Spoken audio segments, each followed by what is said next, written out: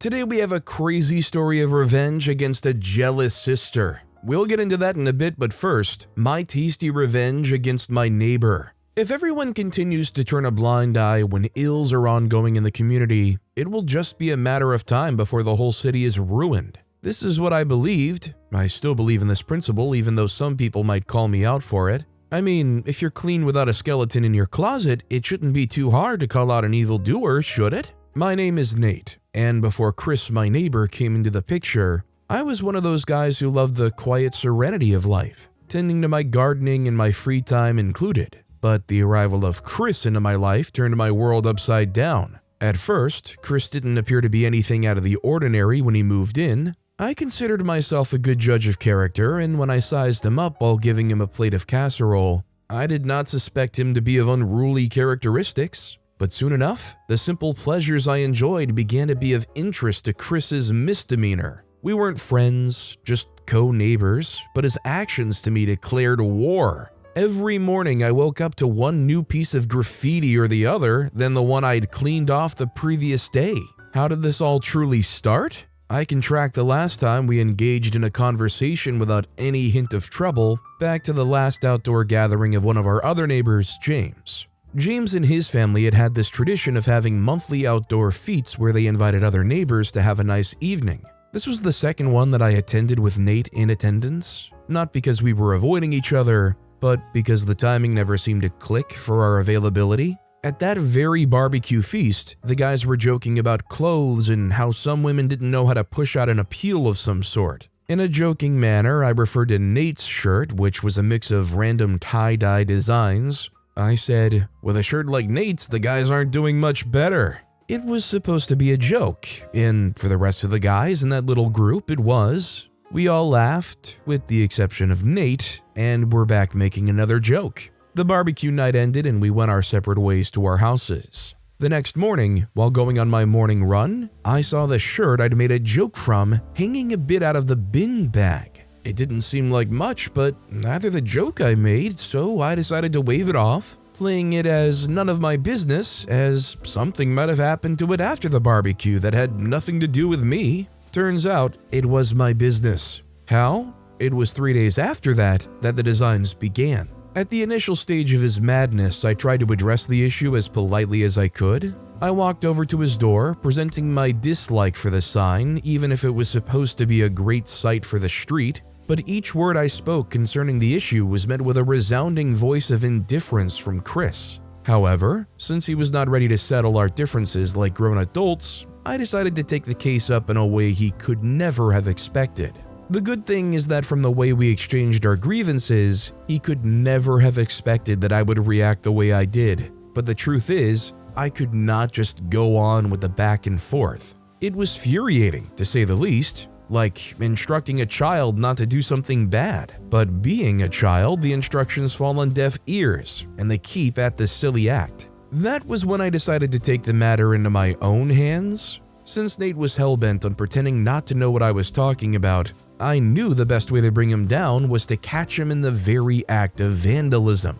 I had to catch him in a way that would be undeniable. So, that fateful day when I got back in from the last fruitless confrontation I had with Nate, as I continued to pace back and forth wearing out the rug in the living room, it became clear to me that using a traditional means to resolve the conflict and tension would be impossible. Yet I couldn't let his destructive behavior continue. And even if he was going to be destructive, he could find somewhere else to do it than close to my property. I chose to expose him to the entire neighborhood then, but I couldn't do it without concrete evidence. I refused to be known as that neighbor who shouts allegations without evidence. After a while, I moved to the room I used as a study, and this was where it all came to me, my mischievous plan for revenge. I had different ideas come to mind, but I wanted the one that allowed me to act as civil as possible and necessary. So I decided to put a tail on Nate, catching him in his act. While it cost me a couple of bucks, I knew for a fact that in the end, I would say it was worth the expense. I picked up my system and ordered a couple of discrete surveillance CCTV cameras that I could find. They arrived a couple of days after, and I installed them in the dead of the night. It had to be in the night because I did not want to give Nate any reason to believe I was onto him or make him change his location. I had invested my time and money into it, and it could not go to waste. I placed them in places he would never think to check, even if he suspected that I was surveilling him. The good thing was that he could not find me legally guilty of monitoring his movements, since I could easily deny that I was surveilling my property from unwanted and unforeseen circumstances. It was the perfect plan. All I had to do was wait, and of course, like an unsuspecting fish baited with a worm on a hook, he took my silence about the graffiti as my surrender to him. As I continued to wait after placing the device, the waiting moment felt like an eternity. At some point, the thought that I'd accused him wrongly came to my mind.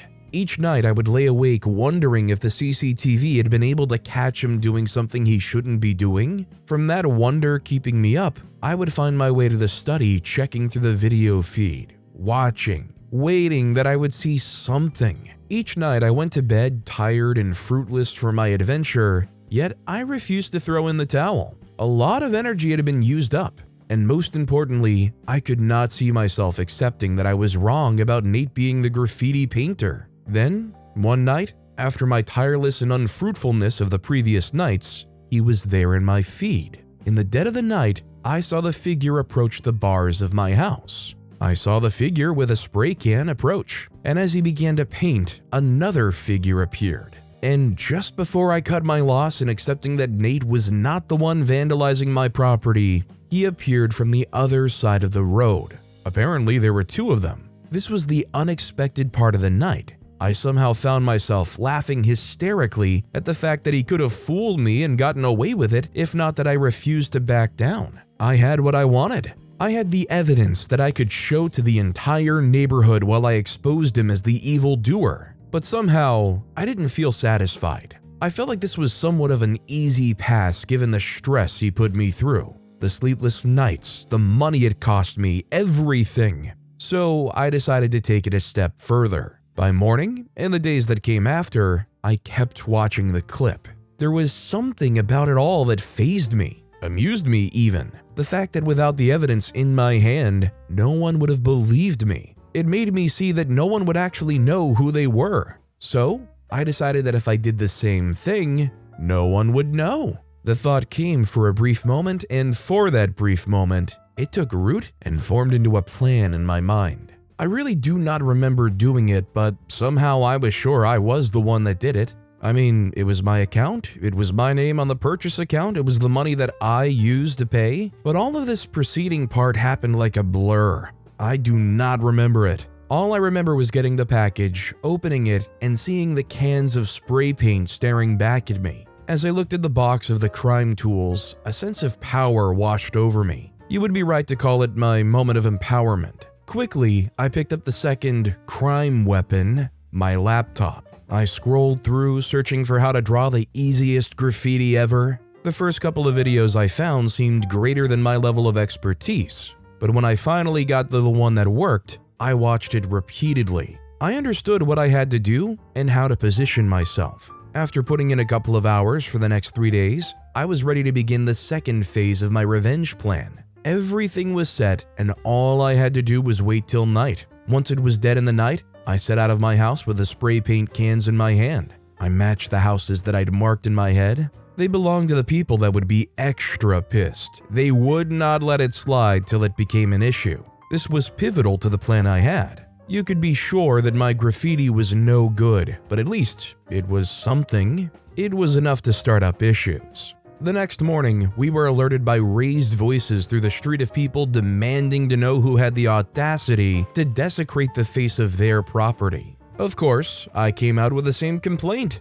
This was where it got interesting. As different people gave their suspicions, I was silent. Then they asked why I was silent. I proceeded to tell them of the issue I'd been facing for a while and who I suspected to be doing it all along. They were quick to ask if my accusation was not baseless. Then I informed them that I had video evidence that I was waiting to make use of when the time was right, since the person in question refused to take responsibility and own up to his actions. Luckily for me, the video was on my phone, and I proceeded to show them. I informed them that after I caught him on camera, I took down the CCTV device as an explanation as to why I didn't have the tape of who tainted my house walls. You can guess that the reaction was priceless. They marched to Nate's house and demanded that he pay for fixing every wall that was desecrated the night before. They presented the video I had taken, stating and showing him the evidence of him and his buddy doing it to my house. It was sweet knowing that none of them could trace it back to me, but it was sweeter knowing that Nate finally got what he deserved, and that was the last time my house was tainted.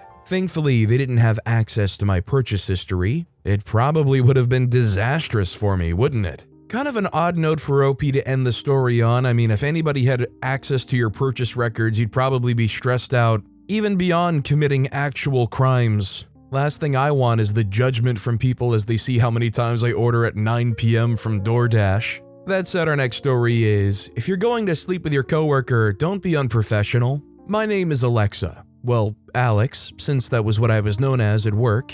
I was Alex, always buried in a truckload of papers, either trying to make sense of the numbers on the sheets or typing the numbers myself and making reports about something. I was an intern at one of the reputable firms in the city. I was recruited just after finishing college, and you could tell that I had that newcomer vibe with how I was serious with office work. While the other interns like myself, or those who were freshly retained as full-time workers at the firm, were off lazing somewhere, I was always glued to the tiny cubicle I was assigned. It would be unnecessary lies to say that I was okay not making friends or doing whatever the heck it was that they all found more important to do, regardless of the pile of work that they had to do at their respective cubicles. I was not okay doing that. However, I wanted out of the tiny cubicle. I was tired being like the rest of the gang from the very first day I was assigned to space. I wanted to level up and rise from the microcosm of the workplace, so I put the work in. From crunching numbers in finance to crafting compelling marketing strategies,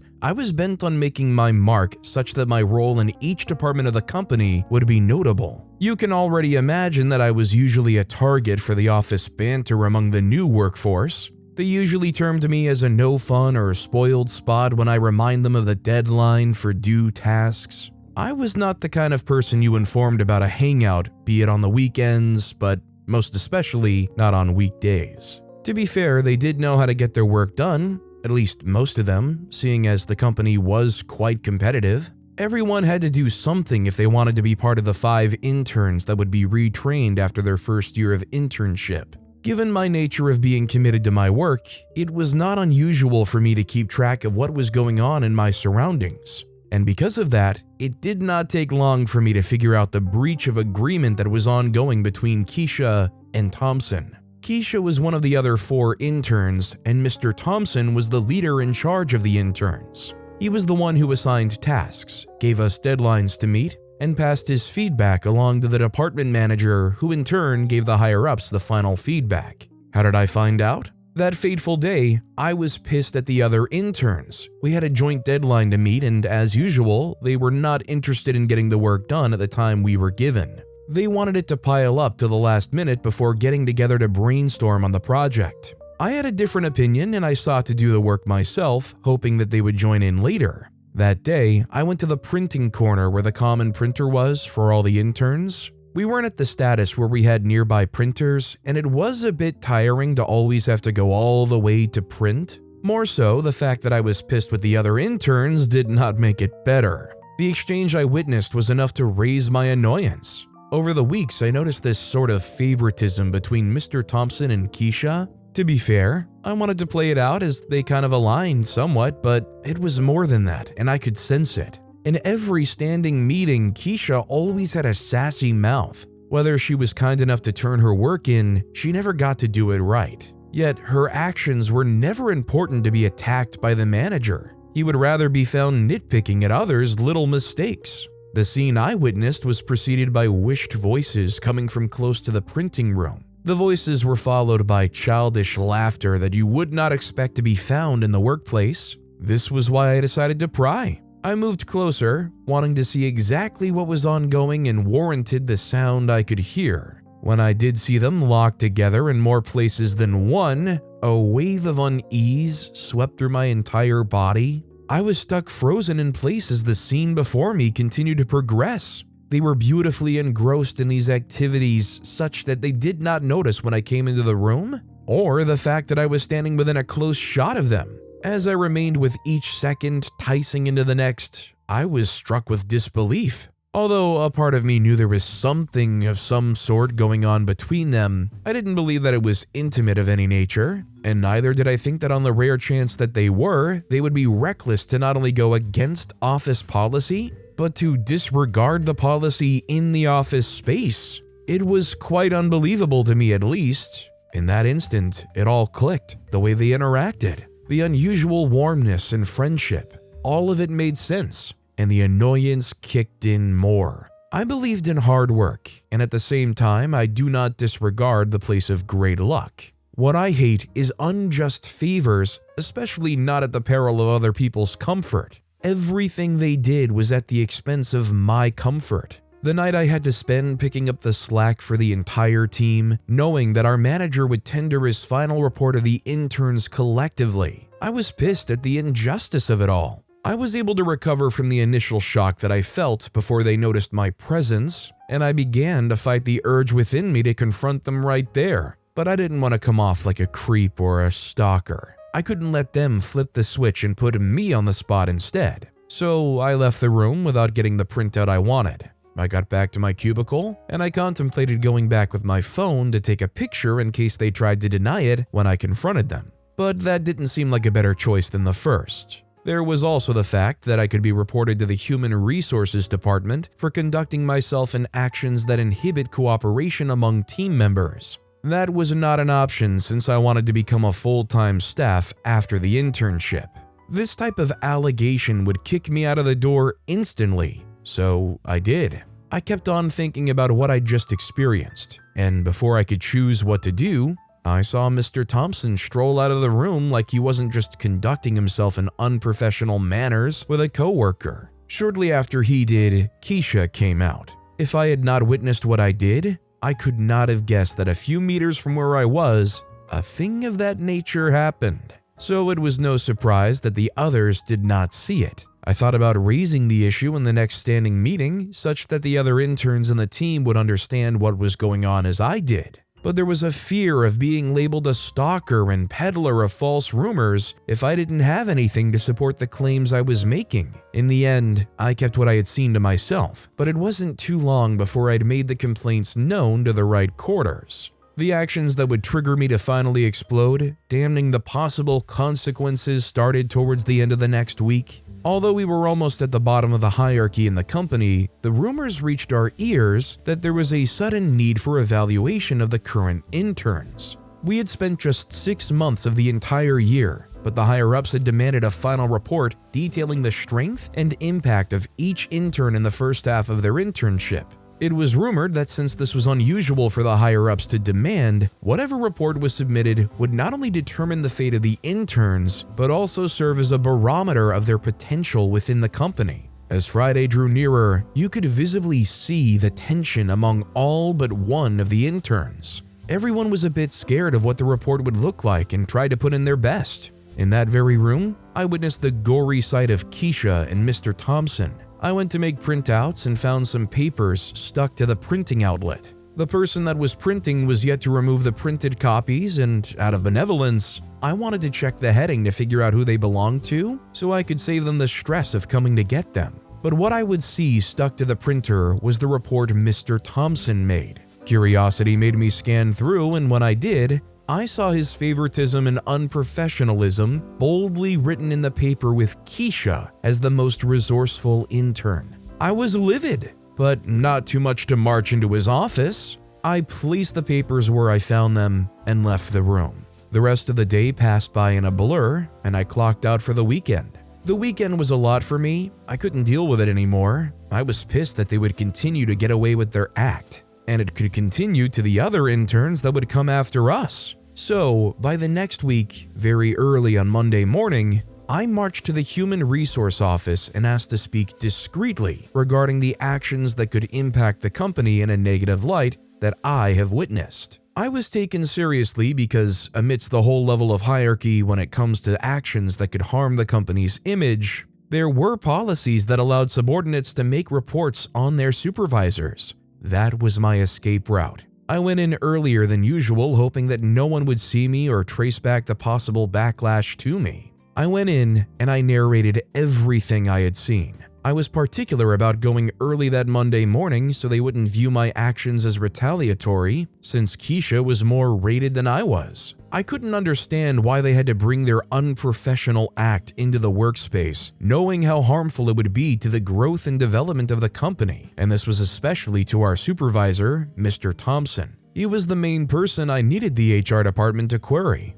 but in the end, I could only be sure of my actions. The reaction to my actions was fully out of bounds, but I got to know this quite late. The complaint I made to the HR department skyrocketed into something way bigger than I expected. Before the end of the week, Keisha was asked to turn in her ID card and clear out her desk before the end of the day. At first, I thought Mr. Thompson was let off the hook and removed from being the intern manager as a slap on the wrist, but I was wrong. It finally got to the ears of others that someone anonymously made a complaint to the HR department, and the complaint that was made got Mr. Thompson relieved of his duty with about 3 weeks to round off his pending tasks, while he looked for another job. Eventually, I felt vindicated. If he was going to sleep with his coworker, he could have at least tried to separate work from pleasure. Being unprofessional got him what he deserved. You know, most places that have a rule about not dating coworkers has installed this rule because either they witnessed somebody or they personally had a really big issue going on, or especially like in this story, there's a power imbalance between an intern and a higher up. Usually I'm willing to turn a blind eye to an office romance, but when it ticks all the boxes this one did in this story, I mean, how can you not feel like you need to report that? Especially when it's being used to put you down in your furtherment of your career. Our next story is Jealous Sister Breaks My New Gaming Laptop, so I break her expensive camera. Back when I, 21-year-old female, was in high school, my parents lived by a few rules. One of them was that they'd only get us the essentials needed for school and extracurriculars. We weren't broke or anything. In fact, we were sitting comfortably in the middle class. My dad worked at a bank, and my mom was a nurse, and together, they brought in enough money to take care of us and even set aside funds for things like college and all. But my dad would never get us something he didn't deem as essential. I think it had something to do with how he grew up. It had to be because he loved telling that story to anyone and everyone willing to listen. He grew up in a poor background, and he was responsible for his bills and taking himself through college. When he became financially stable, he wanted to make sure that we knew the importance of money by making some things we wanted unavailable to us. I guess that was his way of telling us to work for whatever we wanted. When we wanted something that wasn't for school, we had to give him a list of reasons why we needed it. The validity of our reasons is then gauged at his discretion, and he decides whether to get it for us. In the full 18 years where I lived at home, only a few things got approved by him. Believe me, it was easier to buy, save up, and buy whatever we wanted than wait around and come up with a 10 reasons why list which would surely be rejected. I had 2 siblings growing up, an older sister and a younger brother. I'd always been on good terms with my brother, but as for my sister, Julie, 24-year-old female, the opposite was the case. She was always pissed and irritated. I could count the number of times I saw her in a good mood. Most of her irritation was usually directed at me. We bickered at least 5 times a week, and she was at fault for the most part. I don't know why we were mostly on bad terms, but whenever I thought about it, it was almost as if she was jealous of me. Why? I have no earthly idea, but all evidence pointed at it, like that one time when I got a new dress from mom. In my sophomore year of high school, I had a best friend named Sandra, 22-year-old female, and she invited me to her birthday party which was taking place in her house. I didn't have a suitable dress for a party, so I told my mom to take me shopping. My mom and siblings usually went shopping together. It was like an unspoken rule, but that day, Julie and my brother, Oscar, 19-year-old male, were not home. Oscar had a group project with one of his friends, which was usually what he said whenever he wanted to leave the house and slack off with the video games with his friends. Julie also went to visit a friend, and mom was going to work, so she couldn't call them to come back home for shopping. Since the mall was along the way to her workplace, she decided to take me. I got the dress I wanted and returned home. When I was trying it on before I left for the party, Julie saw it and started throwing a tantrum. She complained that my mom had always shown favoritism towards me and her buying me a dress was evidence of that. Mom tried to explain the situation to her, but she wasn't interested in listening to reason until Mom promised to buy her something too. But that on its own wasn't enough for Julie. After I attended Sandra's party, I took off my new dress and dropped it in the laundry basket I shared with her. A few days later, when it was time for laundry, I checked the basket, but the dress was nowhere to be found. I was sure of where I kept it, but for some reason it wasn't there. My mind went straight to Julie, and I confronted her about my missing dress, but as expected, she denied knowing its whereabouts. I tried to get Mom involved, but Julie knew just how to manipulate her. She said that Mom stepped in, only proving her point that she was always taking my side. Because of this, Mom decided not to get involved and told me to look around again. I searched and searched, but I didn't find it. A week later, it turned up behind Mom's rose bushes in her backyard garden.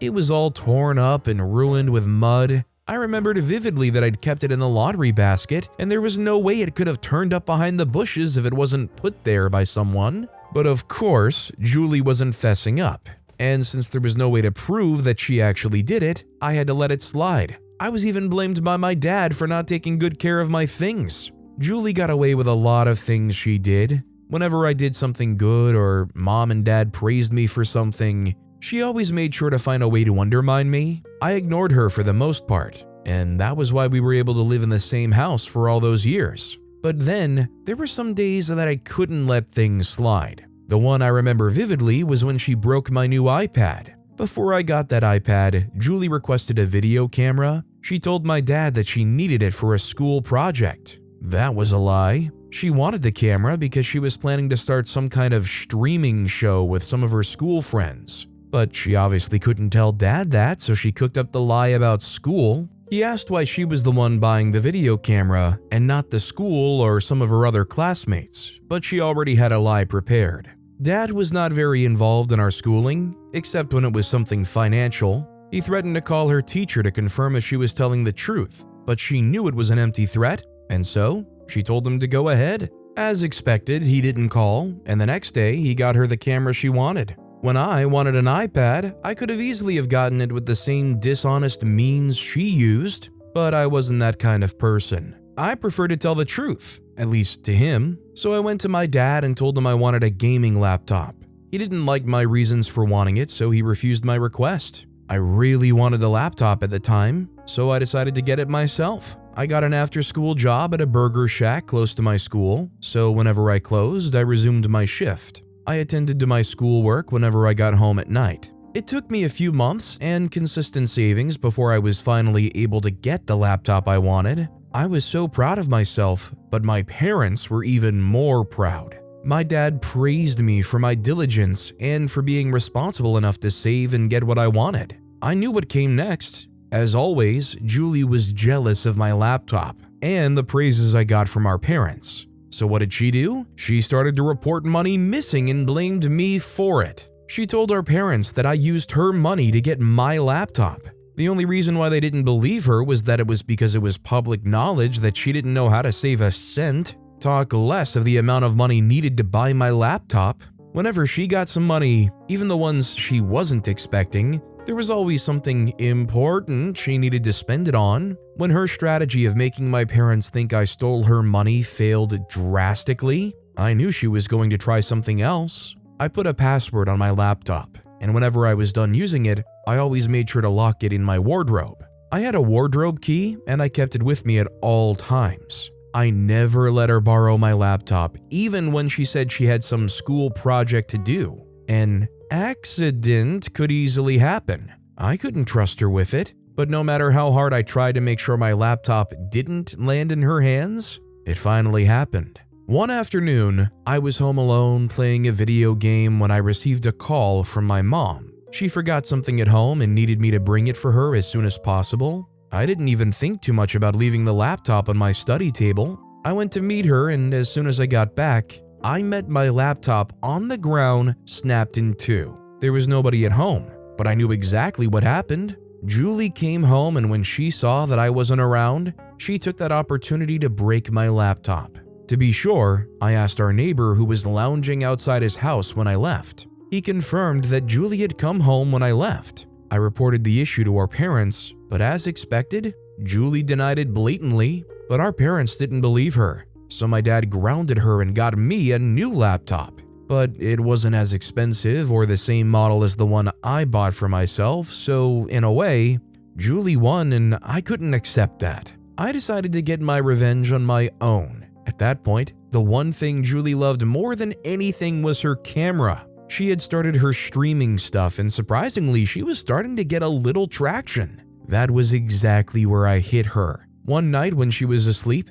I took out her camera from her wardrobe and went down to the kitchen and got some table salt. I had earlier Googled what could destroy a camera, and I saw that salt water could do the job. I prepared a bath and poured the salt before dropping in the camera. As soon as I took it out, I switched it on. I think it shorted a circuit, or it fried the battery or something, but it stopped working. I cleaned off the water and returned the camera to the case before going back to sleep.